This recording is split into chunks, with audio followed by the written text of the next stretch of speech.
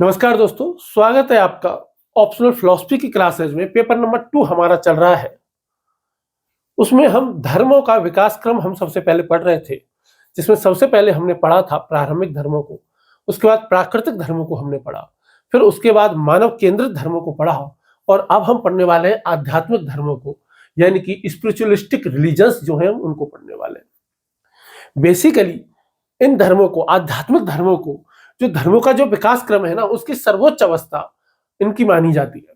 और ये क्यों मानी जाती है? इसलिए मानी जाती है क्योंकि इनमें व्यक्तिगत आध्यात्मिक अनुभव को महत्व दिया जाता है, क्योंकि इनमें सार्वभौमिक नैतिक सिद्धांतों पर जो है वो ध्यान दिया जाता है। देखो, जिस जिस युग में, हर सभ्यता में मानव ने 3 प्रश्न अनिवार्य रूप से पूछे। देखो, सबसे पहली लड़ाई तो पेट भरने की होती है। जैसे किसी भी संस्कृति में, किसी भी समाज में पेट की समस्या दूर होती है, उसके बाद वहां के जो कुछ बुद्धिवादी जो लोग होते हैं ना, वो कुछ सवाल पूछने लगते हैं, कुछ प्रश्न पूछने लगते हैं। जैसे कि मैं कौन हूं, मैं क्यों हूं, मैं कहां से आया हूं, मरने के बाद क्या होता है, हम सब कहां से आते हैं और कहां चले जाते हैं, हमारे शरीर में ऐसा क्या है जिसके चले जाने पर हम मृत्यु को प्राप्त हो जाते हैं, कि मरने के बाद आखिर हमारे शरीर में से क्या निकल जाता है, आखिर मरने के बाद क्या होता होगा। तो ये सारे प्रश्न हर एक सभ्यता में, हर एक युग में पूछे जाते हैं। ये हर प्रश्न हर एक युग में पूछे जाते हैं कि ये अच्छा और बुरा कौन करता है, शुभ और अशुभ का फैसला कौन करता है, अच्छा आदमी कौन है, खराब आदमी क्यों है और किस लिए है, उसका होता क्या है। और अलग अलग धर्मों ने अपने अपने सभ्यता, अपनी संस्कृति के हिसाब से और अपनी बुद्धिमत्ता के विकास के हिसाब से अलग अलग उत्तर दिए। जब आध्यात्मिक धर्मों का नंबर आया तो आध्यात्मिक धर्मों ने इनका उत्तर जो है वो ईश्वर में ढूंढा, इनका उत्तर जो है वो आत्मा में ढूंढा और इनका उत्तर जो है वो नैतिकता में ढूंढा। जब इन 3 चीजों में इन्होंने इनका उत्तर ढूंढा और वो भी तार्किकता के साथ ढूंढा, इसीलिए इनको आध्यात्मिक धर्म कहा जाता है। इनको आध्यात्मिक धर्म इसलिए कहा जाता है क्योंकि इनमें एक परम सत्ता की अवधारणा पाई जाती है। इनमें ये पाई जाती है कि भाई कोई एक परम सत्ता है जिसे ईश्वर कहते हैं, वही सृष्टि का नियंता है, वही सृष्टि का कर्ता है, वही सृष्टि को चला रहा है, वो सब कुछ है। फिर उसके बाद ये ईश्वर को तो मानते ही, ज्यादातर इनमें एकेश्वरवाद की परंपरा चलती है कि भाई ईश्वर कितना होता है, एक ही है। अधिकतर कह रहा हूं मैं, ये एकेश्वरवाद के नजीक, बहुत ही ज्यादा नजदीक होते हैं, लेकिन 100% एकेश्वरवाद हो ऐसा कंपलसरी नहीं है। ठीक। फिर इसमें इन धर्मों में, आध्यात्मिक धर्मों में क्या करते हैं कि ईश्वर, आत्मा, नैतिकता, इन तीनों के बीच में तार्किक संबंध स्थापित करने की कोशिश करते हैं। इन धर्मों में जब जगत की व्याख्या की जाती है ना, तो ईश्वर को क्या बनाया जाता है, एक आध्यात्मिक सत्ता माना जाता है। अधिकतर धर्मों में, सभी में एक जैसा माना जाए कंपलसरी नहीं है, वो तो हम विस्तार से आगे पढ़ेंगे, पर बेसिक जो ट्रेट है, मुख्य जो निशानियां जो निकल करके आते हैं वो है। टॉयनबी नाम के एक विचारक हुए, जिनको आर्नोल्ड टॉयनबी जिनको कहते हैं, उनको ये कहता है कि मनुष्य की जो पशुता थी, उस पशुता को दबा करके मनुष्य में दिव्यता का प्रकाश जो पैदा किया, वो आध्यात्मिक धर्मों ने किया। वो किन्होंने किया? आध्यात्मिक धर्मों ने किया। आध्यात्मिक धर्मों में प्रमुख तौर पे यदि हम प्रकार देखें तो सबसे पहले नंबर पे आते हैं सामी धर्म। सामी धर्म प्रमुख रूप से, जिनको अब्राहमिक रिलीजन भी कहते हैं, वो 3 है। सबसे पहला आपका जुडाइज्म है, दूसरा क्रिश्चियनिटी है और तीसरा आपका क्या है, इस्लाम है। दूसरे नंबर पे यदि हम देखें तो हिंदुइज्म है, तीसरे नंबर पे पारसी है। ठीक है, तो इस प्रकार से ये जो है वो क्या है, धर्म है। अब देखो क्या है, हमने जैन धर्म को बहुत ज्यादा विस्तार से पढ़ा था। क्यों पढ़ा था? क्योंकि जैन दर्शन बहुत ज्यादा इंपॉर्टेंट है। आज तक ऐसा हुआ ही नहीं कि जैन धर्म पे प्रश्न ना आए। हमने बौद्ध धर्म को बहुत ज्यादा विस्तार से पढ़ा। क्यों पढ़ा? क्योंकि बौद्ध दर्शन पे हमेशा प्रश्न आते रहते हैं। ठीक, अब हम उतने विस्तार से इन धर्मों को नहीं पढ़ेंगे। और क्यों नहीं पढ़ेंगे उसका एक रीजन है। जैसे सामी धर्मों को बहुत ज्यादा विस्तार से नहीं पढ़ेंगे। क्यों नहीं पढ़ेंगे? क्योंकि इनकी कोई फिलॉसफी नहीं है, इनका कोई दर्शन नहीं है, और उनका वो दर्शन नहीं है जिसपे प्रश्न आते हो हमारे एग्जाम में, डायरेक्ट प्रश्न जो आते हैं। जैसे यदि आप अनेकांतवाद लेंगे तो प्रश्न आता है, स्यादवाद लेंगे तो प्रश्न आता है, मध्यम मार्ग लेंगे तो मध्यम मार्ग लोगे तो प्रश्न आता है, चेतना का प्रभाव पूछोगे तो प्रश्न आता है। लेकिन सामी धर्मों से जो है वो डायरेक्ट प्रश्न नहीं आएंगे। तुलनात्मक प्रश्न आ सकता है, लेकिन डायरेक्ट प्रश्न कभी नहीं आएगा। और हिंदू धर्म तो पूरा का पूरा हम क्या पढ़ेंगे, पेपर 1 हमारा पूरा का पूरा हिंदू धर्म ही है। जब हम षट दर्शन पढ़ेंगे, जब हम वेदांत पढ़ेंगे, सांख्य, न्याय, योग, मीमांसा, वैशेषिक, ये जब पढ़ेंगे तो क्या हिंदू धर्म ही है, तो वो सेम ही है, तो ये पढ़ने की आवश्यकता ही नहीं है। और पारसी धर्म से पारसी का दर्शन भी ऐसा कोई स्पेस नहीं है कि वहां से कोई प्रश्न आता हो। ठीक, तो इसीलिए हम इनको क्या करेंगे, उतने ज्यादा विस्तार से नहीं पढ़ेंगे जितने विस्तार से हमने जैन और बौद्ध धर्मों को पढ़ा है। जैन और बौद्ध धर्मों को तो हमने 3-3, 4-4 घंटे की क्लासेज में पढ़ा है। हम इनको जो है वो एक-एक क्लास में ही जो है वो देखेंगे, क्योंकि इनसे डायरेक्ट प्रश्न नहीं आते, वहां से डायरेक्ट प्रश्न आते। सारा खेल सिलेबस का है। हमारा मुख्य काम क्या है, हमारा मुख्य काम है पेपर के अकॉर्डिंग पढ़ना। हमारा मुख्य काम है कि इस तरीके से पढ़ना कि भाई ऑप्शनल फिलॉसफी में हमारे ज्यादा से ज्यादा मार्क्स आए, ज्यादा से ज्यादा अंक आए। और ज्यादा से ज्यादा अंक आए तो उसके लिए बहुत आवश्यक है कि हम उसी प्रकार से पढ़ें जिस प्रकार के प्रश्न आते हैं। उन्हीं विषयों को ज्यादा पढ़ें, उन्हीं टॉपिक्स को ज्यादा पढ़ें जहां से प्रश्न ज्यादा आते हैं, जहां से प्रश्न आते हैं। अब जहां से प्रश्न ही नहीं आते वहां उन चीजों को भी हम पढ़ रहे हैं। और उनको क्यों पढ़ रहे हैं, ताकि तुलनात्मक उत्तर देना हो तो हमारे उत्तर में विविधता आए, हमारे उत्तर में और दार्शनिक गहराई आए, हमारे उत्तर में तथ्य ज्यादा हो, तर्क ज्यादा हो, प्रमाण ज्यादा हो, ताकि अच्छे अंक हम हासिल कर सकें। ठीक, तो चलिए आध्यात्मिक धर्मों में सबसे पहले हम शुरू करेंगे सेमेटिक रिलीजन से, यानी कि सामी धर्मों से। भाई सामी धर्म क्या होते हैं, क्यों होते हैं, कैसे होते हैं, वो हम देखेंगे। तो आध्यात्मिक धर्म हमने देखे, और आध्यात्मिक धर्मों में सबसे पहले ही नंबर पे कौन से आते हैं, सामी धर्म आते हैं। तो हम देखेंगे कि भाई सामी धर्म क्या, क्यों, कैसे होते हैं, जिनको सेमेटिक रिलीजन कहते हैं, इनको अब्राहमिक रिलीजन भी कह देते हैं। तो ये हम चूंकि पहले हम यहूदी धर्म को हम पढ़ेंगे इनमें, और क्योंकि सबसे पहले यहूदी धर्म ही आया इन तीनों में विकास क्रम की दृष्टि से, तो यहूदी धर्म को हम थोड़ा अच्छे से समझेंगे। और उसके बाद में फिर ईसाई और इस्लाम में तो बहुत ज्यादा समझने को कुछ रह नहीं जाएगा, एक बार हम इनको समझ जाएंगे। तो सामी धर्म बेसिकली आध्यात्मिक धर्मों का इसको एक उपवर्ग माना जा सकता है, सामी धर्मों को। सामी बेसिकली क्या है, सामी बेसिकली आप ये कह सकते हो कि एक जातीय भाषाई समूह है। जातीय भाषाई समूह को ही हम क्या कहते हैं, सामी कहते हैं। और ये समूह कहाँ रहता है, मिडिल ईस्ट में, यानी कि मध्य पूर्व एशिया में ये जो है ये रहता है। चूंकि ये समूह मध्य पूर्व एशिया में रहता है, ठीक है, और इसलिए इनको सेमेटिक रिलीजन हम इनको कह देते हैं, सामी धर्म इनको कह देते हैं। सामी बेसिकली क्या है, एक जातीय भाषाई समूह का नाम है। जब इनकी शुरुआत जब होती है सामी धर्म की, तो देखो दुनिया में, जब हमने पहले भी पढ़ा था, जैसे उससे पहले जो है वो अनेकेश्वरवाद की परंपरा चल रही थी। ज्यादातर धर्मों में क्या चल रहा था, अनेकेश्वरवाद चल रहा था।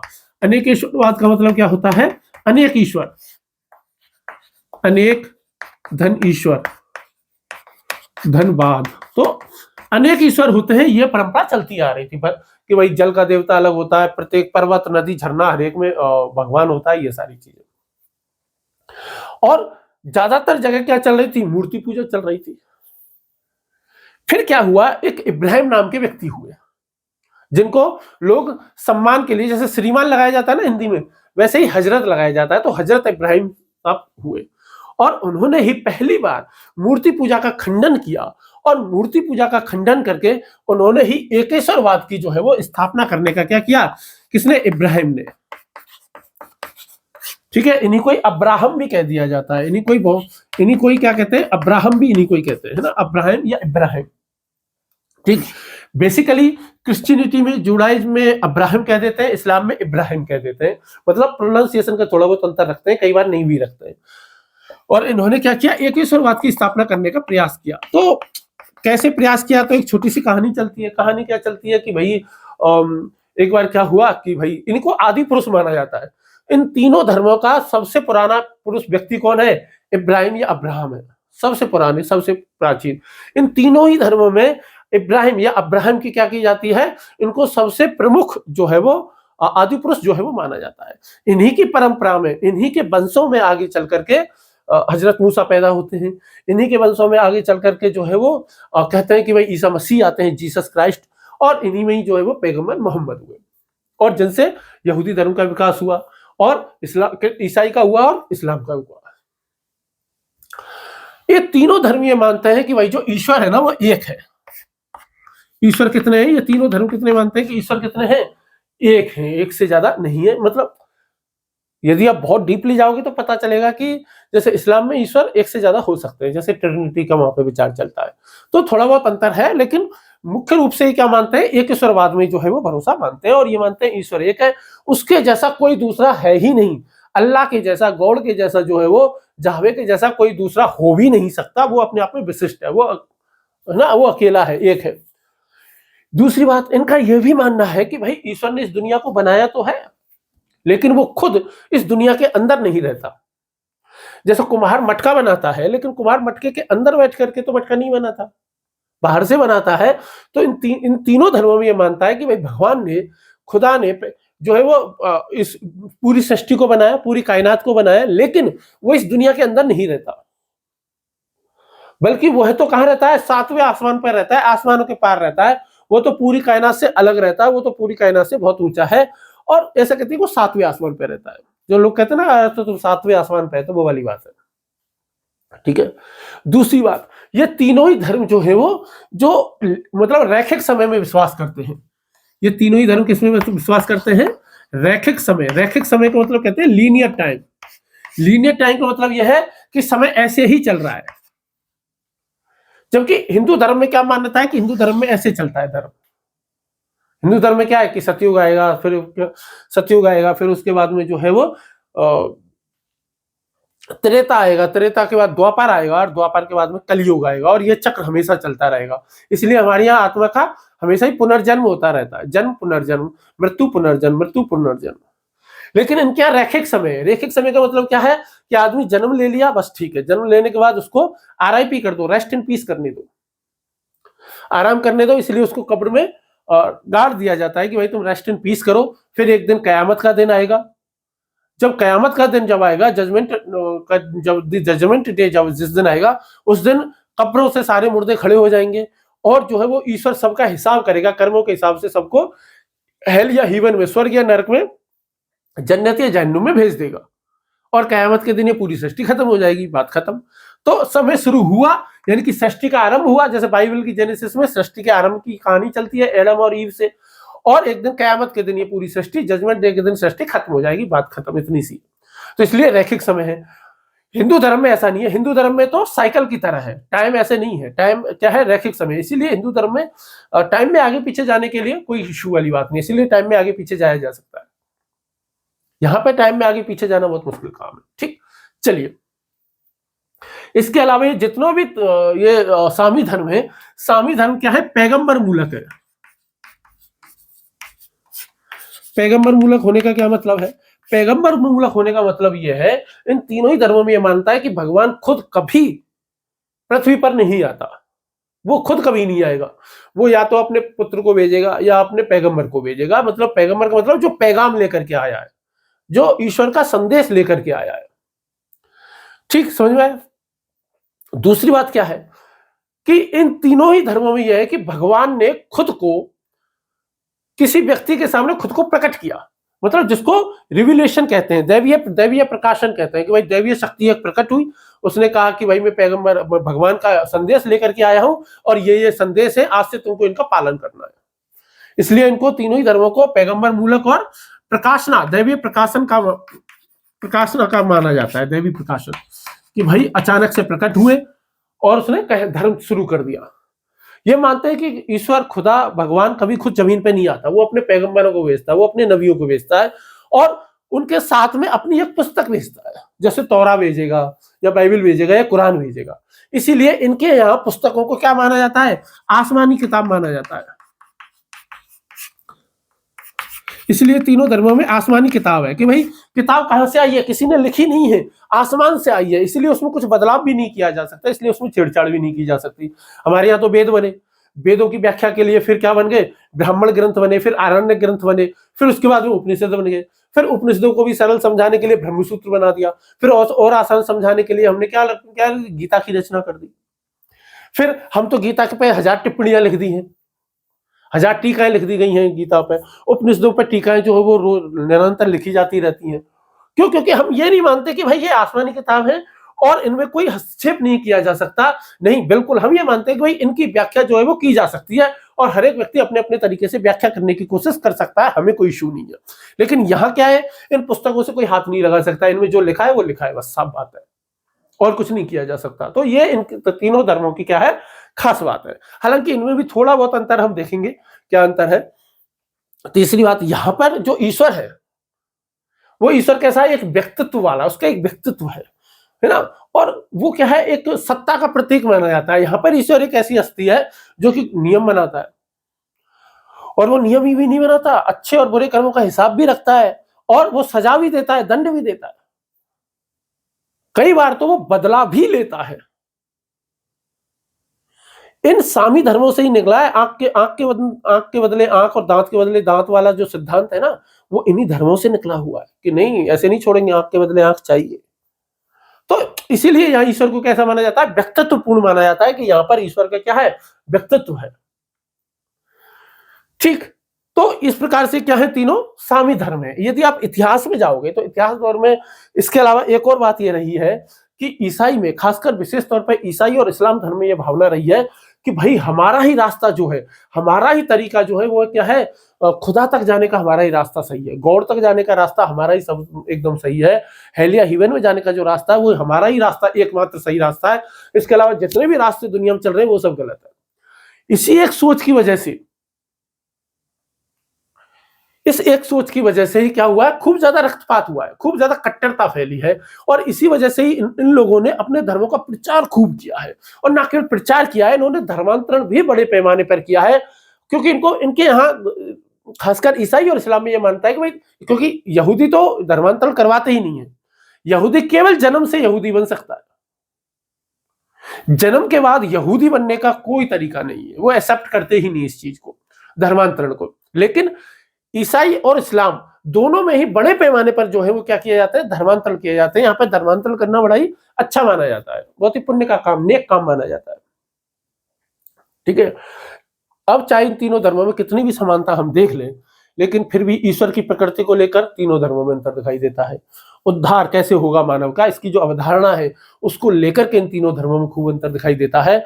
और जब धर्म ग्रंथों की व्याख्या की बात आएगी तो वह भी इन तीनों धर्मों में जो है वो कई सारी अंतर पाए जाते हैं। साथ ही रीति रिवाज में अंतर पाया जाता है, गहराई की बातें उनमें अंतर पाया जाता है, अवधारणाओं में, बेसिक कॉन्सेप्ट में अंतर पाया जाता है। तो इस प्रकार से ये तीनों के तीनों क्या है, सामी धर्म है। तो सबसे पहले हमने आध्यात्मिक धर्म देखा क्या है, आध्यात्मिक धर्मों में सामी धर्म क्या होते हैं वो हमने जाना। और अब सामी धर्मों में सबसे पहले हम जिस धर्म को पढ़ेंगे उस धर्म का नाम है यहूदी धर्म। तो देख लेते हैं कि भाई यहूदी धर्म क्या होता है।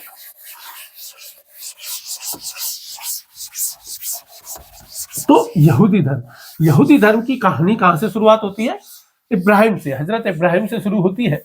और हजरत इब्राहिम से शुरू होने के बाद में उनका जो पुत्र आएगा याकूब, मतलब याकूब ने इशाक, उस पे आएगी, इसाक के बाद याकूब तक जाएगी, वहीं से यूसुफ पे जाएगी, यूसुफ से होते हुए हजरत मूसा तक जाएगी, और हजरत मूसा से होते हुए यहोवा तक जाएगी।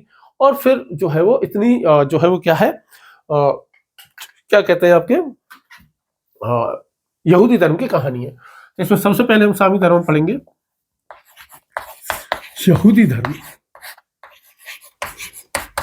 और यहूदी धर्म को ही क्या कहा जाता है, जुडाइज्म कहा जाता है।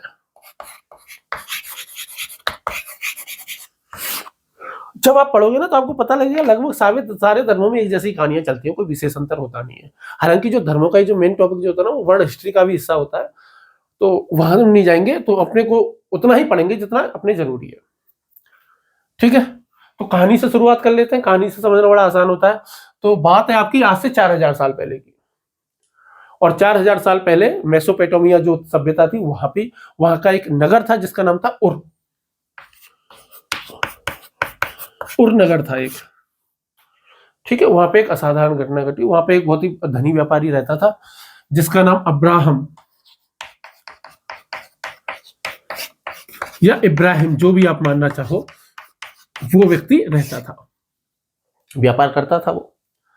और वो क्या करता था, मूर्तियों का व्यापार किया करता था।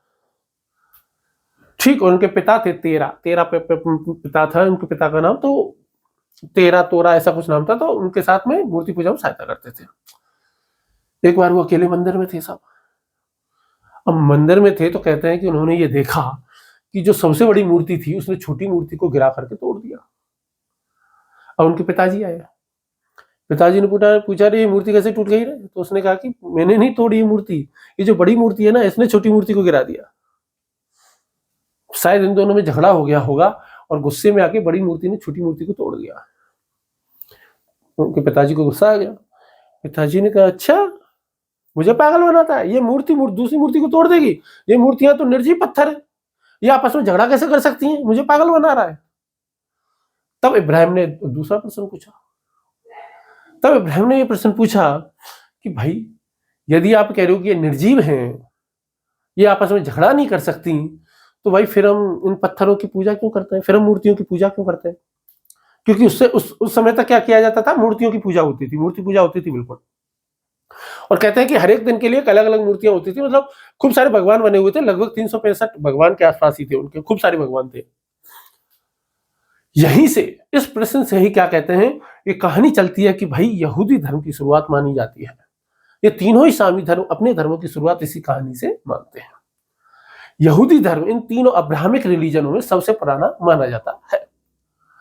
जो ईसाई और इस्लाम है उन दोनों धर्मों का जो जन्म हुआ है ना वो यहूदी परंपरा से ही हुआ है। जैसे भारत में जैन धर्म और बौद्ध धर्म का उदय हुआ, वो कहां से हुआ, हिंदू धर्म से ही तो हुआ, हिंदू परंपरा से ही तो हुआ, सनातन संस्कृति से ही तो जन्म हुआ है। वैसे यहूदी संस्कृति से ही किसका जन्म हुआ है, ईसाई और इस्लाम का जन्म हुआ है। जो यहूदी धर्म है वो बेसिकली जो कई सारी जो मूर्ति पूजा की जाती थी उनके बाद में फिर एकेश्वरवाद की तरफ आता है, एकेश्वरवाद की तरफ आ जाता है। ईश्वर की एकता पर कि ईश्वर एक है, इस पर यहूदी धर्म में बहुत ज्यादा बल दिया गया है। यह धर्म अनेकेश्वरवाद पर और मूर्ति पूजा का विरोधी रहा है। तीनों ही धर्म बेसिकली अनेकेश्वरवाद और मूर्ति पूजा के विरोधी हैं।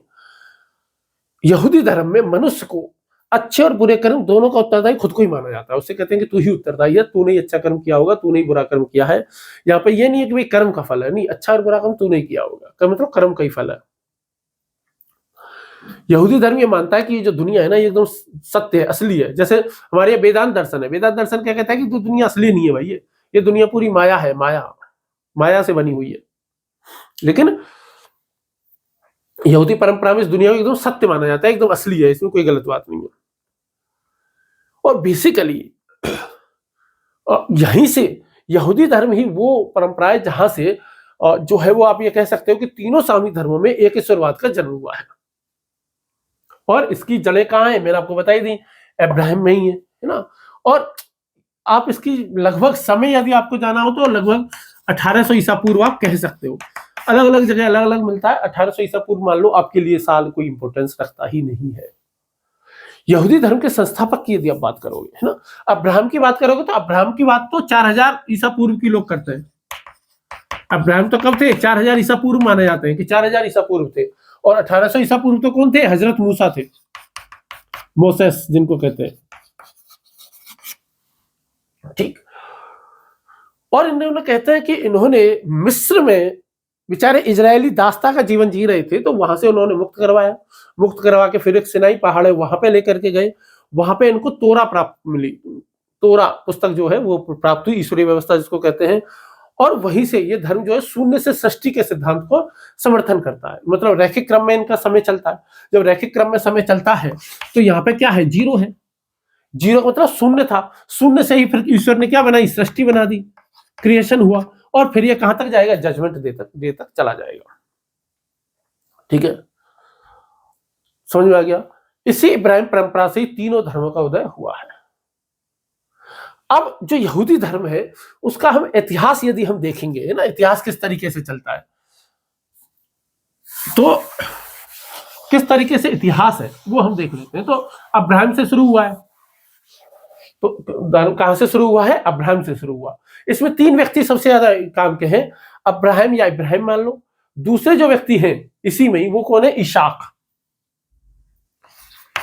कह लो, या सर आइजैक न्यूटन जो थे ना वो यही था, ISSAC ऐसे है ना, इशाक। कैसे भी लिख लो, मतलब मीनिंग का तो इधर उधर हो सकता है, नाम इशाक है, ये ध्यान रख लेना। और इसी परंपरा में और आगे कौन आते हैं? याकूब आते हैं। कौन आते हैं? हजरत याकूब आते हैं। तो क्या कहानी है? कहानी है कि जो आपके अब्राहम थे या इब्राहिम थे, ये हुए थे 100 साल के। 100 साल इनकी उम्र थी। इनकी पत्नी थी, इनकी पत्नी का नाम था सारा। आपने बहुत सारी अंग्रेजनियों का नाम सारा सुना होगा। आजकल तो भारत में भी लोग अपनी लड़कियों का नाम सारा रखने लग गए। तो सारा थी, और कहते हैं कि सारा थी 90 साल की उम्र हो गई थी। और जब इसे इसहाक को इस्माइल भी कह देते हैं, इसी इसहाक को ही बहुत सारे लोग इस्माइल नाम भी दे देते हैं ना।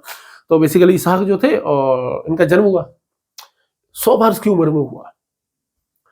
और 100 वर्ष की उम्र में इनका जन्म क्यों हुआ? क्योंकि इन्होंने भगवान से एक अनुबंध किया था। इन्होंने ईश्वर से क्या किया था? इब्राहिम ने ईश्वर से एक अनुबंध किया था, जिसको वाचा कहते हैं। अनुबंध क्या किया था? भगवान ने कहा था कि देख, इसने कहा था कि भाई मेरे कोई संतान नहीं है। भगवान ने कहा कि देख, तेरी संतान हो जाएगी, तेरी चिंता मत कर, तेरी इतनी संतान होंगी जितनी आकाश में तारे हैं। बस तेरे को यह करना है कि भाई एक ईश्वर की पूजा करनी शुरू करनी है, ऐसे करके कहा। ठीक है, तो तेरा वंश इतना बड़ा होगा जितने आकाश में तारे हैं, टेंशन मत ले। अब क्या हुआ? ये जो इसहाक हुआ है ना, इसहाक की कहानी क्या चलती है? इसहाक की कहानी यही है कि एक पर्वत पे ले गए, भगवान ने कहा कि तू अपने सबसे जो बेटा है तेरा इसहाक, इसकी बलि दे दे। तो वो देने गए, बलि देने गए। फिर भगवान ने उसको रोक दिया कि नहीं, मैं तो तेरे को केवल चेक कर रहा था, और तू बहुत मन से पवित्र है, ये सब कुछ ठीक है, वो कभी हम और देखेंगे। फिर जो इसहाक जो थे, इसहाक की जो शादी हुई वो ही रिबका से। रिबेका या रिबेका जिसको हम कहते हैं। तो इसहाक की शादी किससे हुई? रिबका से। ये कोई जानकारी की कहानी के लिए बता रहा हूं मैं, आपके पेपर में नहीं लिखने की चीज है ये, कोई बिल्कुल नहीं लिखनी है ना। तो इनके इसहाक के और रिबका के जुड़वा बच्चे पैदा हुए, 2 जुड़वा बच्चे पैदा हुए। तो जो जुड़वा बच्चे जो पैदा हुए, एक का नाम था एसाव। नाम इधर उधर हो सकते हैं ना, वो प्रोनाउंसिएशन की वजह से और उन सब की वजह से। दूसरे का नाम था याकूब, और दूसरे का नाम क्या था? याकूब थे, है ना। इसी याकूब को जैकब भी कहते हैं। इसी याकूब को क्या कहते हैं? जैकब भी कह देते हैं ना। तो ये अलग अलग, ईसाई परंपरा में क्या कह देते हैं, इस्लाम परंपरा में क्या, इसका प्रोनाउंसिएशन अलग कर देते हैं। कहानी वही है, कहानी में कोई अंतर नहीं है ना। तो जैकब है, थोड़ा बहुत अंतर मिल भी जाता है, तो समय के साथ कहानी में अंतर जो है वो मिल ही जाता है ना। तो जो एसाव था, इसी एसाव ने क्या किया था ना, ये कहानी चलती है कि एक बार जंगल में गया, जंगल में भटक रहा था, भूख प्यास से तड़फ रहा था। ये घर आया तो एक कटोरी दाल के बदले इसने पहलौठी का जो अधिकार है, चूंकि ये बड़ा पुत्र था तो इसका अधिकार था, तो वो अधिकार इसने याकूब को दे दिया था एक कटोरी दाल के बदले। ऐसी कहानियां चलती है। तो फिर इसको क्या कर दिया था, ये निकल करके चला गया था, घर से चला गया, और घर से चला गया तो इसने एदेम एक राष्ट्र बसाया था, एक अलग से राष्ट्र बसाया जिसका नाम है एदेम, मतलब अपना साम्राज्य बनाया वहां पे एदेम करके, है ना। जबकि जो याकूब जो था, जिसको जैकब भी कहते हैं, वो यही रह गया। और इसी जो एदम है ना, इसी एदम में आगे परिवार आगे बढ़ा, इसी के वंशज में जाकर के इसी राष्ट्र का एक राजा हुआ, जिसको कहते हैं राजा हेरोद। इसी के वंश में एक राजा आया जिसका नाम है हेरोद। क्या है? हेरोद कहते हैं, हेरोड द ग्रेट, हेरोड या हेरोद कहते हैं। उसी ने ईसाई वो यहूदी धर्म का दूसरा मंदिर बनाया था। यहूदी धर्म में 2 मंदिर बने हैं, ठीक। तो जो पहला मंदिर था वो बना, टूट गया। फिर दूसरा मंदिर बना, वो भी बना, वो भी टूट गया। तो जो दूसरा मंदिर जो बना वो राजा हेरोद ने बनाया था, हेरोद द ग्रेट ने। ठीक, इतनी कहानी समझ में आई। अब इधर आ गया याकूब की तरफ। जो याकूब था, अब याकूब को ही क्या कहते हैं बहुत से लोग, इस याकूब को ही क्या कहते हैं? इजराइल भी इसी को ही कहते हैं। और यह कहा जाता है कि इस याकूब ने भगवान से, ईश्वर से मल्ल युद्ध किया था। भगवान से क्या किया था? कहानियां चलती है कि इसने मल्ल युद्ध किया था। इस याकूब के 12 बेटे हुए। इस याकूब के कितने बेटे हुए? 12 पुत्र हुए। कहते हैं कि उन 12 पुत्रों ने 12 जनजातियां बनाई अलग अलग। तो आज यहूदी की जो 12 जनजातियां जो अस्तित्व में है, 12 ट्राइब्स ऑफ इजराइल, तो वो किसके? इनके 12 पुत्रों की ही बनाई हुई है। जैसे इन्हीं में, इन 12 पुत्रों में से एक का नाम है यहूदा, एक का नाम है लेवी, और एक का नाम है यूसुफ। यूसुफ सबसे महत्वपूर्ण व्यक्ति है इसमें। 12 में सबसे महत्वपूर्ण कौन है? यूसुफ है। तो यूसुफ को कहते हैं कि वो भविष्यवाणी करता था, वो भविष्य देख सकता था, ऐसी कहानियां चलती हैं। कहानियां चलती हैं तो कहते हैं कि इसके जो 11 भाई थे वो यूसुफ से चिढ़ गए और मजा नहीं आता था उनको यूसुफ से, तो उन्होंने चालाकी से क्या किया, क्योंकि याकूब के समय से फेवरेट भी थे, याकूब के सबसे फेवरेट यूसुफ ही थे, तो उन्हें उनके भाइयों ने क्या किया, उनको बेच दिया, ऐसा कहते हैं, बेच दिया। तो वो बेचारा भटकते भटकते मिस्र पहुंच गया। मिस्र पहुंच गया तो वहां का भविष्यवाणी की, तो वहां के जो राजा होते थे जिनको फेरोन कहते थे, वहां के मिस्र में पहुंच गया। मिस्र में जो राजा होते थे ना, मिस्र के राजाओं को क्या कहते थे, फेरोन कहते थे। वहां पहुंच गया, फेरोन इंप्रेस हो गया। फेरोन इंप्रेस हो गया तो उसने उसको अपने यहाँ एक बड़ी नौकरी दे दी। बड़ी नौकरी दे दी तो बढ़िया नौकरी करने लग गया। अब ये तो यहाँ नौकरी कर रहा है, उधर इसके जो 11 भाई उधर रहते थे, जहां रहते थे वहां अकाल पड़ गया। अकाल पड़ गया तो इसने अपने भाई, इसके भाई जो है वो मिस्र आए तो इसने अपने भाइयों को पहचान लिया। ऐसा कहते हैं कि इसने खुद को प्रकट किया, और मतलब वही दिव्यता वाली कहानी चलती है जो हर धर्म में चलती है। और इसने क्या कहा कि तुम या भाई, तुम सारे लोग यहीं रह जाओ। तो याकूब के जो 11 भाई थे, उन 11 के जो परिवार हो गए थे आगे बढ़ के, वो आए। तो कुल कहते हैं कि कुल 70 लोग आए, और वो 70 लोग आकर के वहां मिस्र में बस गए। मिस्र में गोशेन एक क्षेत्र है, वहां पे बस गए। तो कहते हैं कि बस गए तो ये 430 वर्षों तक वहां रहते रहे, कोई दिक्कत नहीं आई 430 वर्षों तक, तो वहीं रहते रहे। लेकिन 430 वर्षों में उनकी जो जनसंख्या थी वो काफी ज्यादा बढ़ गई। अब तक तो क्या था, याकूब जो यूसुफ था इसका प्रभाव चल रहा था, कोई दिक्कत वाली बात नहीं थी। अब जो है वो मिस्र में एक नया फेरोन बना, मतलब फेरोन बदलते रहे, एक ऐसा फेरोन आया कि जिसको यूसुफ के बारे में जानकारी नहीं थी, लंबा समय हो गया।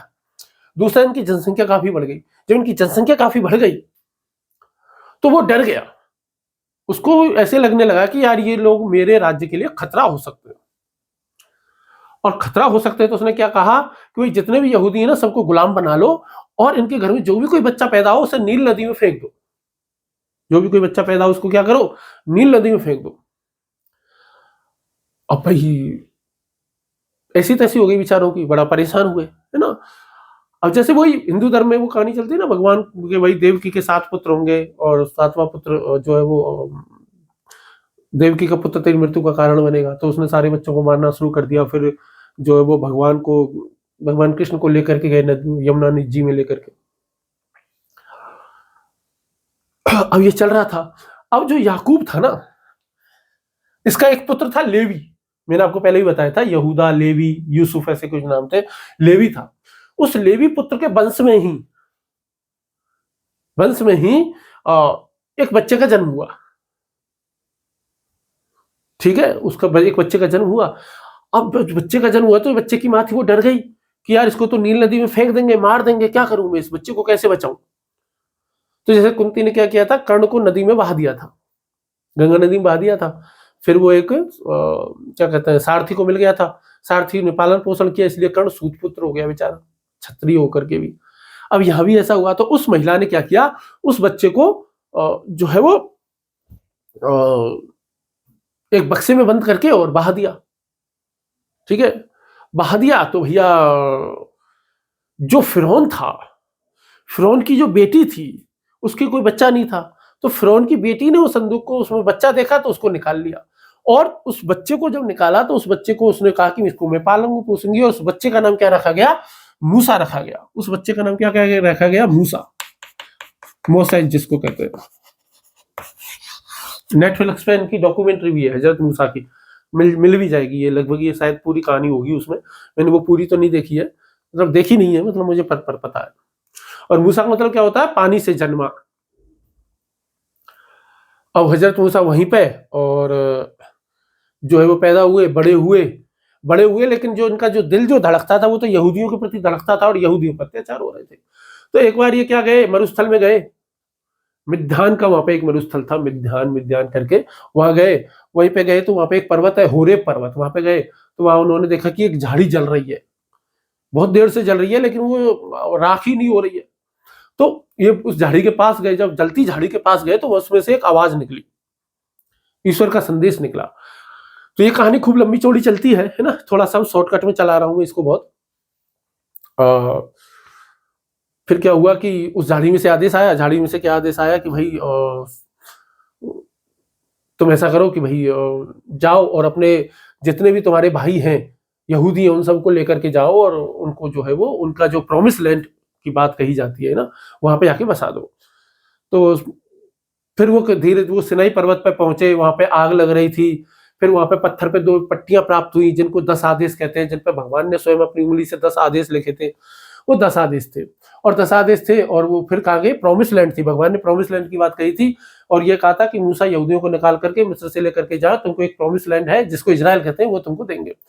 तो हजरत मूसा उनको लेकर के गए, फेरोन के पास आए, जलती झाड़ी का आदेश मिला है ना। फिर उसके बाद फेरोन से आए, फेरोन से कहा था कि भाई मुझे मेरे लोगों को ले जाने दो। फेरोन ने कहा कि भाई ठीक है ले जाओ।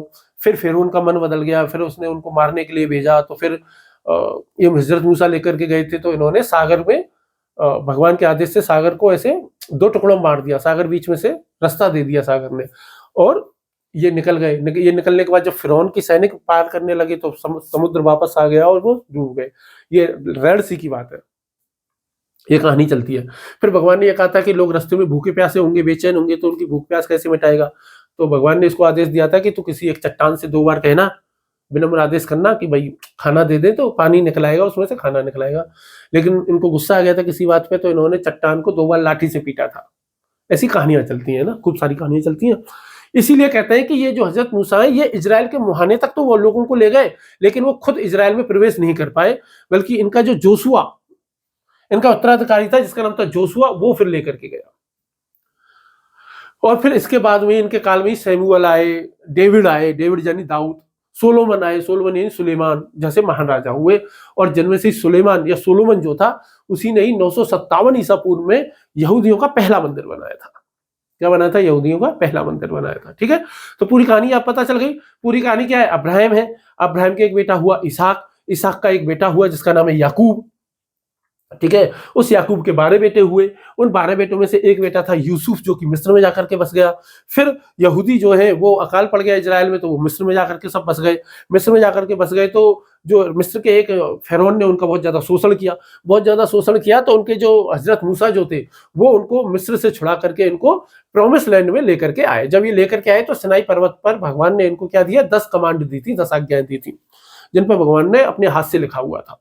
ठीक है, जलती झाड़ी से इनको ईश्वर का आदेश प्राप्त हुआ था। तो ये सारी सारी कहानियां चलती है। अब इनमें जो सब प्रमुख जो 2 कहानियां चलती है वो 2 मंदिर हैं, वो प्रमुख तौर पे आपको याद रखने, मतलब याद कर रखने, बस समझने के लिए है, फिलॉसफी से कोई लेना देना नहीं है, समझने के लिए है ना, ताकि आगे भविष्य में जब हम कुछ पढ़ेंगे ना, जैसे ईश्वर की अवधारणा पढ़ेंगे, टॉपिक नंबर 2 धर्मों के बाद टॉपिक नंबर 2 ईश्वर की अवधारणा है कि ईश्वर कैसा है, एक ईश्वरवाद है, अनेक ईश्वरवाद है, एक का क्या मतलब होता है, अनेक का क्या मतलब होता है। तो वहां पर हम थोड़ा थोड़ा यहाँ से रेफरेंस लेंगे, कभी कभी थोड़ा बहुत लेना पड़ेगा, तो आपकी समझ में आएगा, आ जाएगा तो ठीक रहेगा। दूसरी बात, धर्मों की तुलना करने के लिए कभी कोई क्वेश्चन आ जाए तो उसके लिए ठीक रहेगा। ठीक, चलिए आगे देख लेते हैं। ये सब कहानी हो गई, चलिए आगे बढ़ते हैं।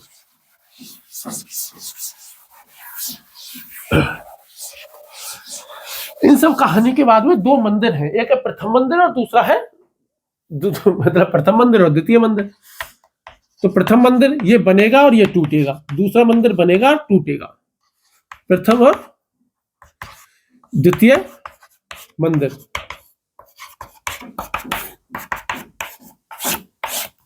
तो पहला मंदिर है, पहला मंदिर किसने बनाया? किंग सोलोमन ने। किंग सोलोमन ने बनाया, जिसको सुलेमान कहते हैं। सुलेमान कह लो, सोलेमान कह लो, कुछ भी कह लो, है ना। वैसे इस्लाम में सुलेमान कहते हैं और वहां सोलोमन कह देते हैं। और ये कब बनाया गया? 957 ईसा पूर्व में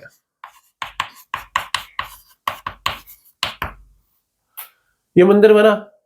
ठीक है, और ये सुलेमान था, इसके पापा कौन थे? डेविड, जिसको दाऊद कहते हैं, डेविड या दाऊद।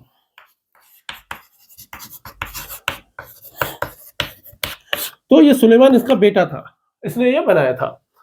और ये कहाँ बनाया था? यरूशलेम में। यरूशलेम जो शहर है वहां पे एक पहाड़ी है, मेरिया, मोरिया ऐसे करके उस पहाड़ी नाम है, मोरिया कह दो, मेरिया कह लो, वहां पर मेरी कह लो, उस पहाड़ी पे ये बना हुआ था। और इसको कहते थे कि ये ईश्वर का क्या है? निवास स्थान है, जैसे अयोध्या में भगवान राम पैदा हुए हम कहते हैं ना। यहां पर ही जो है, जो सबसे पवित्र हिस्सा जो था, वहां पर जो 10 जो आज्ञाएं जो प्राप्त हुई थी, जो नियम जो इस धर्म के थे, उनकी एक संदूक रखी हुई थी। रखी हुई थी। तो उस समय पशु बलि वगैरह होती थी, कर्मकांड वगैरह होते थे। और ये मंदिर ही एकमात्र ऐसी जगह थी जहां पर यहूदी धर्म के लोग पूजा करते थे, ईश्वर से संपर्क कर सकते थे। फिर क्या हुआ, यरूशलेम पे हमला हो गया, बेबीलोन के राजा ने इन पे हमला कर दिया। और हमला कर दिया तो 586 ईसा पूर्व में, 586 ईसा पूर्व में उस मंदिर को क्या कर दिया गया, विध्वंस कर दिया गया, तोड़ दिया। मंदिर को क्या कर दिया गया, तोड़ दिया गया। जैसे भगवान राम का मंदिर है, इसको कई बार तोड़ा गया है ना, ऐसे। तो इसको बिल्कुल नष्ट कर दिया। नष्ट करके यहूदियों को गुलाम बना लिया और गुलाम बनाकर उनको बेबीलोन ले गए। फिर उसके बाद में द्वितीय मंदिर बनेगा। द्वितीय मंदिर कब बनेगा कि भाई फारस, पर्सिया जिसको हम कहते थे, जिसको आज का ईरान हम कहते हैं, वहां पे एक राजा थे Cyrus the great. Cyrus the great एक राजा थे। तो उन्होंने बेबीलोन को जीत लिया। और जब जीत लिया तो उन्होंने क्या कहा, यहूदियों से कहा कि तुम वापस जा सकते हो अपने घर। तो ये वापस इजराइल गए। उन्होंने कहा कि तुम मंदिर भी बना सकते हो, तो वो गए। और जो जरुब्बाबेल करके एक व्यक्ति थे, जरुब्बाबिक, उनके नेतृत्व में क्या हुआ, मंदिर निर्माण का काम शुरू हुआ। बाद में राजा जो हेरोद था, जिसको हेरोद द ग्रेट कहते हैं, उसने उसको मंदिर बनवाया, उस मंदिर को बनवा दिया। लेकिन 70 ईस्वी में, लेकिन क्या हुआ, 70 ईस्वी में जो है टाइटस, एक सेनापति था, रोमन सेनापति था टाइटस, उसने यरूशलेम पे आक्रमण कर दिया। आक्रमण करके उसने मंदिर को पूरी तरीके से नष्ट कर दिया। और आज उस मंदिर की केवल एक दीवार बची हुई है, जिसको क्या कहते हैं, वेस्टर्न वॉल कहते हैं। जिसको क्या कहते हैं, पश्चिमी दीवार, वेस्टर्न वॉल जिसको हम कहते हैं, पश्चिमी दीवार, पश्चिमी दीवार, वेस्टर्न वॉल जिसको हम कह देते हैं। आज भी जब यहूदी लोग वहां जाते हैं उस मंदिर के पास, वो पश्चिमी दीवार अभी भी है, तो उसको देख देख करके बहुत ज्यादा रोते हैं। मतलब यहां तक कि जब इनके यहाँ शादी होती है ना, तो शादियों में एक परंपरा होती है कि दूल्हे द्वारा कांच का गिलास तोड़ा जाता है। और वो कांच का गिलास इसलिए तोड़ा जाता है क्योंकि वो याद रहे कि हमारे मंदिर तोड़े गए थे, और हमारी चाहे कोई भी खुशी हो, वो खुशी तब तक पूरी नहीं होगी जब तक कि वो मंदिर पूरा दोबारा से पूरी तरह नहीं बन जाएगा। अब आप समझ में आ रहे हो कि जेरूशलम में इतना विवाद क्यों होता है ना, कि भाई वहां पे सब कहते हैं ना कि वो अलग सा मस्जिद क्या है, फलाना क्या है, ढिकाना क्या है, इतनी लड़ाई झगड़े क्यों होते हैं, तो वो इसी बात की जड़ है। तो मंदिर ही वो केंद्र था जहां पे 12 जनजातियों को एक यहूदी राष्ट्र के रूप में देखा जाता था। आज भी दुनिया भर के यहूदी जो है, वो जब भी प्रार्थना करेंगे तो किसकी तरफ मुंह करते हैं, यरूशलेम की तरफ मुंह करते हैं।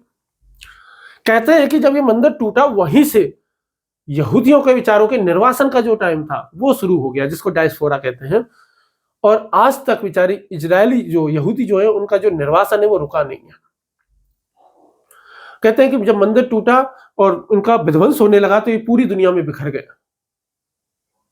और इनको इतने अत्याचार दुनिया में सहने पड़े हैं, यहूदियों के बारे में ऐसा कहा जाता है, कहा जाता है, इतिहास भी यही कहता है, हिटलर ने अत्याचार किए, स्पेन के लोगों ने अत्याचार किए, और बहुत कुछ, बहुत निर्वासन इनको जो है वो सहन करना पड़ा है। तो वो वाली बात है, ठीक। तो ये है इनका पूरी कहानी, ठीक है। अब इनके ईश्वर की देख लेते हैं कि इनके धर्म में ईश्वर की क्या अवधारणा है। अब ये है हमारा कोर फिलॉसफी का टॉपिक। और कोर फिलॉसफी का टॉपिक क्या है, ईश्वर की अवधारणा।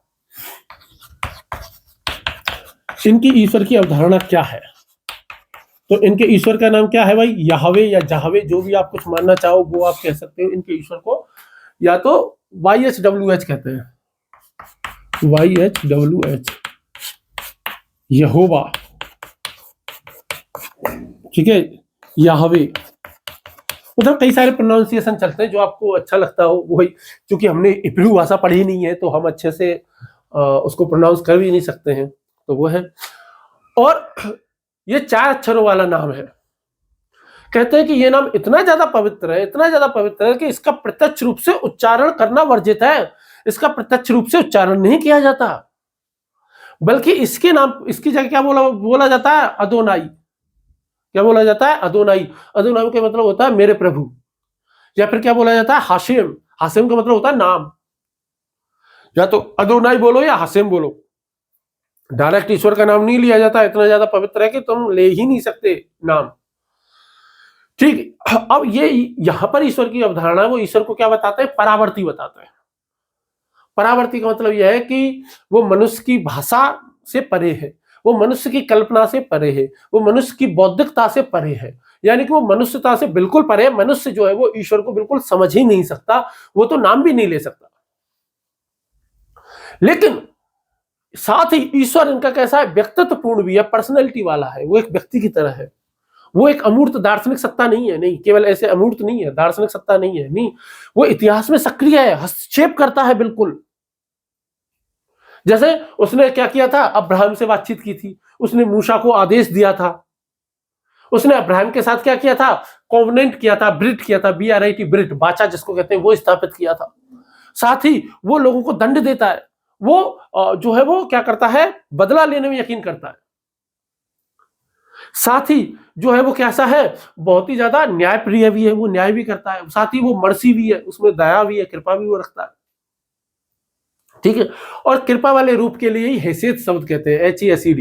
कृपा वाले रूप के लिए क्या कहते हैं, हैसियत, HESED, हैसियत, ठीक।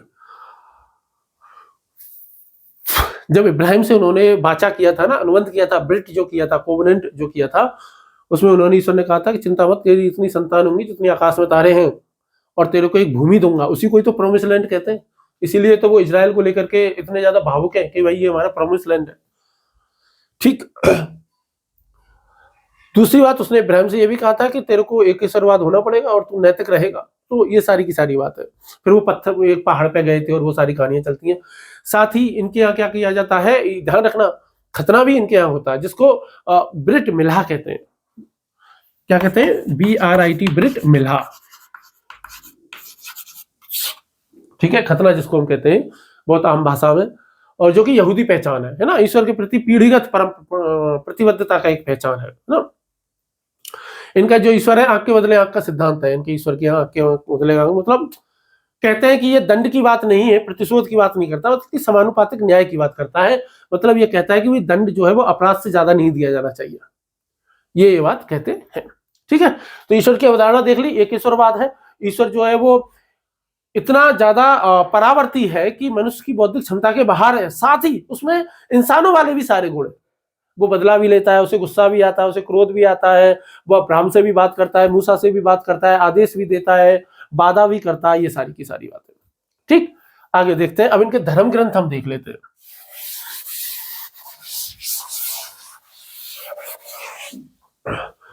धर्म ग्रंथ या साहित्य की यदि हम बात करेंगे तो बेसिकली आपने बाइबल देखी होगी, है ना।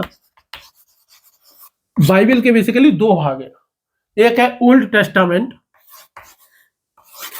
ओल्ड टेस्टामेंट और न्यू टेस्टामेंट। जो ओल्ड टेस्टामेंट है वही यहूदी धर्म की बाइबल है, और जो न्यू टेस्टामेंट है ये ईसाई धर्म की बाइबल है, ठीक, समझ में आ गया। तो यहूदी धर्म का धार्मिक ग्रंथ कौन सा है, ओल्ड टेस्टामेंट, वो भी बाइबल ही कहते हैं, ओल्ड टेस्टामेंट है। न्यू टेस्टामेंट ईसाइयों का है। जो ओल्ड टेस्टामेंट है इसमें क्या है, पूरी सृष्टि का वर्णन वगैरह है, मनुष्य की उत्पत्ति की कहानी है, एडम और ईव की कहानी है, वो जेनेसिस वाला जो हिस्सा है ना वो पूरा है। और इसका स्थान बहुत ऊंचा माना जाता है। इसके 3 भाग माने जाते हैं। 3 भागों में एक तो है कानून, एक तो इसमें क्या है, कानून है। दूसरा एक भविष्य की कथा है, भविष्य वक्ता है, प्रोफेट्स की बात जो इसमें की गई है ना, प्रोफेट्स की बात इसमें की गई है। और तीसरा यदि हम देखेंगे तो इसमें क्या है, सेकेंड राइटिंग है, यानी कि पवित्र लेख लिखे हुए हैं। तो इसको ओल्ड टेस्टामेंट को 3 भागों में जो है वो बांट करके देखा जाता है। ओल्ड टेस्टामेंट के बारे में यदि हम कहेंगे तो इनकी कहानियां जो है वो हिंदू धर्म से यदि तुलना करनी हो तो पुराणों से तुलना आप कर सकते हो। पुराण भी पद्य में लिखे गए हैं, ये भी पद्य में लिखे गए हैं। पुराणों में केवल और केवल कहानियां हैं, यहाँ भी केवल और केवल कहानियां हैं, ठीक है। पुराणों में भी भगवान क्या है, अवतार लेता है, गुस्सा करता है, शादी करता है ना, ये सारी कुछ है। दोनों में अवतारवाद की भी बात है, दोनों में क्या है, अधर्म का नाश होता है, धर्म की स्थापना होती है, तो ये सारी बात है। ओल्ड टेस्टामेंट का एक दूसरा नाम क्या है, तनख, TANAKH। तो बहुत से लोग बोलते हैं तनाख, बहुत से लोग बोलते हैं तनख, जो भी आप बोलना चाहो, है ना, समझ में आ गई। तनख कहा जाता है। और जो तनख है वो वापस 3 भागों से फिर मिल करके बना हुआ है। 3 भागों में से तीनों को क्या कहते हैं? एक को कहते हैं तोरा, TORAH, तोरा, तोरा या तोरहा, जो भी आप कहना चाहो। ठीक, क्या कहते हैं? तोहरा कह देते हैं। तोरा में क्या है? सृष्टि से लेकर के वो जेनेसिस वाला वो सब है, और मूसा, हजरत मूसा जो आते हैं वहां तक की सारी कहानियां वगैरह वो सब लिखी हुई है। दूसरा जो हिस्सा उसको कहते हैं नेवीम, NEVIIM, ऐसे मतलब बीच में एक ऐसा लगता है ना, नेवीम उसको कहते हैं। नेवीम में ज्यादा कुछ है नहीं, इसमें तो बस नीति, वो क्या कहते हैं, नबियों के उपदेश हैं कि कौन कौन से नबी आए, उन्होंने क्या उपदेश दिया, उनका क्या ऐतिहासिक विवरण है, क्या कहानियां है। दूसरा और एक और हिस्सा है जिसको कहते हैं केतुबिम, केतुबिम, और इसमें भी क्या है? नीति वचन लिखी हुई है बेसिकली, और कुछ नहीं है। यहाँ पे 2 किताब और चलती हैं जो मौखिक परंपरा की चलती हैं, मुजवानी जो चलती है। एक है तालमुद, दूसरी है मिद्रास। तालमुद और मिद्रास,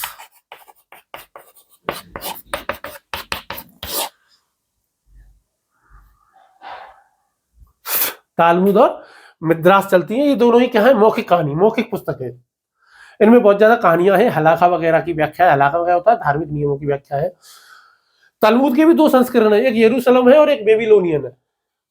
तालमुद किताब है ना, एक बेबीलोनियन तालमुद होती है, एक यहूदी होती है। ठीक, और मिद्रास में क्या किया गया है? इन कहानियों का अर्थ है, और कुछ नहीं है। आपको ये सब रट्टा मारने की जरूरत नहीं है, बस आपकी समझ बनी रहे इसकी आवश्यकता है।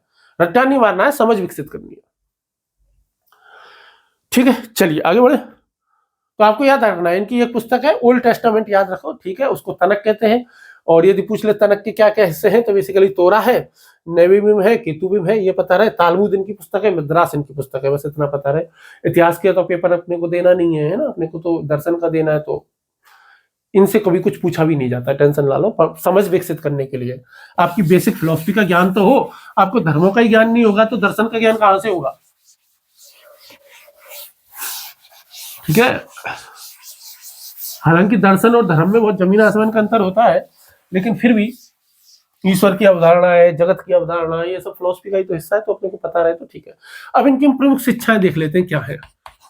प्रमुख शिक्षाएं बस वही 10 आदेश हैं जो कि सिनाई पर्वत पर मिले थे साहब। किसको? हजरत मूसा जी को मिले थे। जब मूसा सिनाई पर्वत पर पहुंचे थे ना, 10 सिनाई पर्वत पर पहुंचे, तो भाई बहुत ही ज्यादा खराब माहौल था सिनाई पर्वत पे। ऊपर गए तो भगवान ने इनको 10 आज्ञाओं की पट्टी, 2 पट्टियां दी थी जिनपे 5-5 आदेश लिखे हुए थे, 10 कमांडमेंट्स जिनको हम कहते हैं, तो वो है। और इनमें कोई कबीलियाई नियम नहीं थे, नहीं, बल्कि इसमें सार्वभौमिक मानवता को लेकर के नैतिक नियम बने हुए थे। ठीक है, और ईश्वर ने आज्ञा दी थी कि इनका पालन करना है, जैसे कि मेरे सिवा तो किसी और ईश्वर को नहीं मानना। ठीक है, तो इसमें पहली 5 आज्ञाएं तो ईश्वर के प्रति, तुम्हारे मानव का ईश्वर के प्रति क्या क्या कर्तव्य है वो है, और अंतिम जो है वो समाज के प्रति। तो जो प्रमुख सिद्धांत शिक्षाएं 10 है, 10 में से 5 जो है वो ईश्वर के प्रति कर्तव्य, ईश्वर के प्रति मानव के क्या क्या कर्तव्य हैं, और दूसरी 5 में क्या है? समाज के प्रति मानव के क्या क्या कर्तव्य हैं, वो उनका ऐसे करके जो है वो 10 है। तो 10 आदेश कौन कौन से हो गए भाई? 10 आदेश में सबसे पहला है एक ही ईश्वर की पूजा करनी है। दूसरा, मूर्ति पूजा नहीं करनी है। तीसरा, ईश्वर के नाम का सम्मान करना है। तीसरा क्या करना है? विश्राम दिवस, एक दिन विश्राम दिवस, छुट्टी का दिन होना चाहिए एक, इसलिए संडे छुट्टी रहती है ना। माता पिता का आदर करना चाहिए, ये किसके प्रति आ गया? समाज के प्रति आ गया। 5 क्या हो गए? पहला क्या हो गया? ईश्वर की उपासना करनी है, मूर्ति पूजा नहीं करनी है, ईश्वर के नाम का सम्मान करना है, विश्राम दिवस का पालन करना है। एक और कुछ होगा, मैं भूल गया हूँ यार। ठीक है, चलो कोई बात नहीं। यहां पर मम्मी पापा का आदर करना है, हत्या नहीं करनी है किसी की, व्यभिचार नहीं करना है, चोरी नहीं करनी है, झूठी गवाही नहीं देनी है,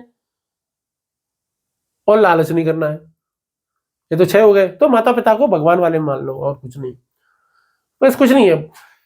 ईश्वर वाले में मेरे अलावा कोई ईश्वर है ही नहीं, ये बात ध्यान रखो। दूसरे वाले में जितने भी नैतिक कर्म, अच्छे अच्छे कर्म जो होते हैं वो कर लो, जैसे कि व्यभिचार नहीं करना, चोरी नहीं करनी, झूठ नहीं बोलना, झूठी गवाही नहीं देनी, मम्मी पापा का सम्मान करना, किसी को मारना नहीं, ये सारे धर्म को ही कहते हैं, वही वाली बात है। तो ये इनकी प्रमुख शिक्षाएं, बस ये 10 शिक्षाएं ये याद रख लो, बहुत हो गया, 10 कमांडमेंट्स है। अब इनके पूजा की बात और देख लेते हैं। बहुत से लोगों को क्या है कि जुडाइज्म के बारे में पता बहुत कम होता है ना भारत में खास के तौर पे, तो इसलिए मैं ये मतलब बता रहा हूँ। ईसाई और इस्लाम में कुछ नहीं बताने वाला हूँ मैं, साधारण सिंपल तरीके से छोटे छोटे तरीके से बताऊंगा, क्योंकि वहां से कुछ नहीं आता है, यहाँ से भी कुछ नहीं आता है विशेष तौर पर। पर चूंकि लोगों को जुडाइज्म के बारे में बहुत ज्यादा नॉलेज नहीं है ना, यहूदी धर्म के बारे में, तो इसलिए मैंने थोड़ा बहुत बता दिया है। कहानी भी थी तो ऐसी कोई बड़ी बात नहीं है। तो पूजा पद्धति के बारे में प्रमुख स्थान इनके देख लेते हैं। पूजा वगैरह जहाँ पे करते हैं ना, प्रमुख स्थान इनके क्या क्या होते हैं। अब इनके 2 मंदिर थे, दोनों मंदिर तो तोड़ दिए। चूंकि इनके दोनों मंदिर तोड़ दिए, भाई इनका सबसे प्रमुख स्थान क्या था, मंदिर था जिसको बैत ह मिकदास कहते थे। बैत ह मिकदास मतलब हिब्रू में कहते थे, वही था, वो तो टूट गया। प्रथम मंदिर जो सुलेमान ने बनाया था, कब बनाया, 957 ईसा पूर्व में बनाया, और 586 ईसा पूर्व में बेबीलोनियन वालों ने आक्रमण किया, तोड़ दिया। दूसरा जो था वो 516 ईसा पूर्व में बना और 70 ईस्वी में रोमनों ने तोड़ दिया। आज केवल क्या बची है, पश्चिमी दीवार जिसको कोटल कहते हैं। आज क्या बची है, केवल वेस्टर्न वॉल जिसको कोटल कहते हैं। और आज भी लाखों यहूदी वहां जाते हैं, उस पश्चिमी दीवार को छू करके, उसकी तरफ उसको देख करके बहुत ज्यादा रोते हैं। और वो क्यों रोते हैं कि भाई हमको ये मंदिर दोबारा पूरा बनाना है।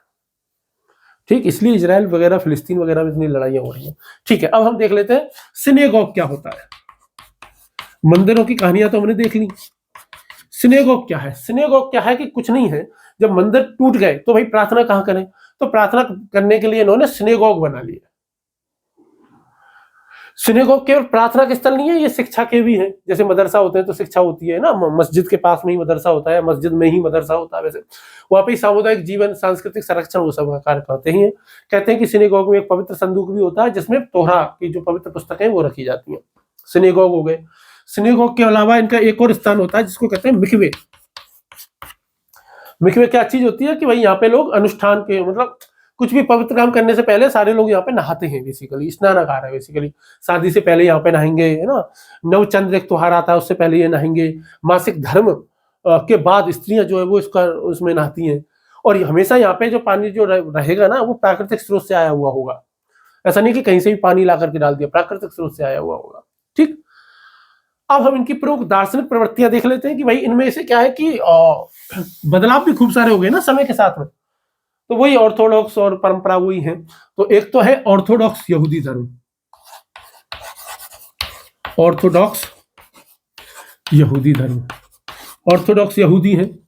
दूसरे यदि हम बात करेंगे तो ऑर्थोडॉक्स का मतलब होता है रूढ़िवादी, जो ईश्वर ने कह दिया उसमें कोई कुछ नहीं कर सकते, जो भी कर्मकांड करने हलाका करना है करना है। हलाका मतलब होता है कानूनी नियमों का पालन करना। दूसरे होते हैं कंजर्वेटिव। हालांकि ऑर्थोडॉक्स और कंजर्वेटिव में बहुत ज्यादा अंतर नहीं है, लेकिन ठीक है, फिर भी थोड़ा बहुत हम देख लेंगे। और तीसरे नंबर पर देखेंगे रिफॉर्म्स। ये 3 धाराएं आप कह सकते हो यहूदी धर्म में, ये 3 धाराएं आज की डेट में चल रही हैं। ऑर्थोडॉक्स जो बिल्कुल भी नहीं हिलते, कंजर्वेटिव ठीक है कोई बात नहीं है, बीच का रास्ता इन्होंने अपना लिया है। रिफॉर्म की बात करें तो ये बहुत ज्यादा उदारवादी है। नाम ही रिफॉर्म है, रिफॉर्म का मतलब ही सुधार होता है। तो ये आधुनिक मूल्यों के साथ, विज्ञानों के साथ सब बिठाती है। और यस ठीक है, अब इतना ही है, बहुत ज्यादा कुछ है नहीं इसमें ना। यह है। यदि इसमें बात करें और कुछ तो कुछ ऐसा कुछ है नहीं। हालांकि जो बारूक स्पिनोजा थे ना, स्पिनोजा जो बहुत ज्यादा इंपॉर्टेंट है हमारे पेपर 1 में, वो यहूदी थे। उनको यहूदी धर्म से निष्कासित कर दिया गया था। और क्यों कर दिया गया था, क्योंकि उन्होंने बाइबल की ऐतिहासिक समीक्षा की थी, ओल्ड टेस्टामेंट की, न्यू की भी, दोनों की। और उन्होंने जो है वो बाइबल की समीक्षा की और ये कहा कि भाई ईश्वर जो है प्रकृति के साथ जुड़ा हुआ है, और बहुत सारी चीजें कही जो कि आज के समय में मतलब इतनी ज्यादा काम की नहीं है हमारे। जब काम होगा तब हम इसको देख लेंगे। ठीक, तो आज की जो हमारी क्लास है वो इतनी ही रहेगी। यहूदी धर्म इतना ही पढ़ना है, ज्यादा कुछ है नहीं इसमें ना। मेन इसमें जो चीज है, यह आपको पता रहे यहूदी धर्म कैसे आया, कि भाई अब्राहमिक रिलीजन कहते हैं तो क्यों कहते हैं, अब्राहम या इब्राहिम कौन थे, हजरत मूसा कौन थे, और क्या कहानी है इनके यहाँ, भगवान को क्या मानते हैं, दुनिया को क्या मानते हैं, पवित्र पुस्तक कौन सी है, यही सारी बातें। अब नेक्स्ट क्लास में हम ईसाई और इस्लाम उन दोनों को खत्म करेंगे बहुत जल्दी से, क्योंकि वहां से क्वेश्चन नहीं आते हैं, है ना। और फिर उसके बाद में हम ये पढ़ेंगे कि भाई धर्मों का हम दार्शनिक विवेचन क्यों कर रहे हैं, आखिर क्या आवश्यकता है। और फिर उसके बाद जो है हम धर्मों के इतिहास की तरफ जब बढ़ेंगे कि भाई धर्मों का इतिहास क्या संघर्षों का इतिहास रहा है क्या, कि धर्मों का इतिहास मतलब क्या, लड़ाई झगड़ों का इतिहास है और कुछ नहीं है। धर्मों का इतिहास क्या है वो। फिर उसके बाद में जो है वो धर्मनिरपेक्षता को देख लेंगे, सहिष्णुता को देख लेंगे। फिर हम देखेंगे कि भाई कोई भी समाज जो है वो धर्मनिरपेक्ष कैसे होता है, फिर क्या भारत एक धर्मनिरपेक्ष समाज है क्या, और वो सारी की सारी बातें, क्योंकि वहाँ से क्वेश्चन आते रहते हैं ना, इस वजह से। और फिर ये टॉपिक जो है वो टॉपिक नंबर 1 आपका समाप्त है। बहुत ज़्यादा डिटेल में इसमें और कुछ है नहीं। फिर हमारा टॉपिक नंबर 2 शुरू होगा, जिसमें ईश्वर की अवधारणा है। तो फिर हम वहाँ देखेंगे एक ईश्वरवाद क्या है और परावर्ती क्या है, ईश्वर का व्यक्तित्व कैसा होता है, बहुत सारी चीज़ें देखेंगे। चलिए फिर नेक्स्ट क्लास मिलते हैं, तब तक के लिए धन्यवाद, नमस्कार।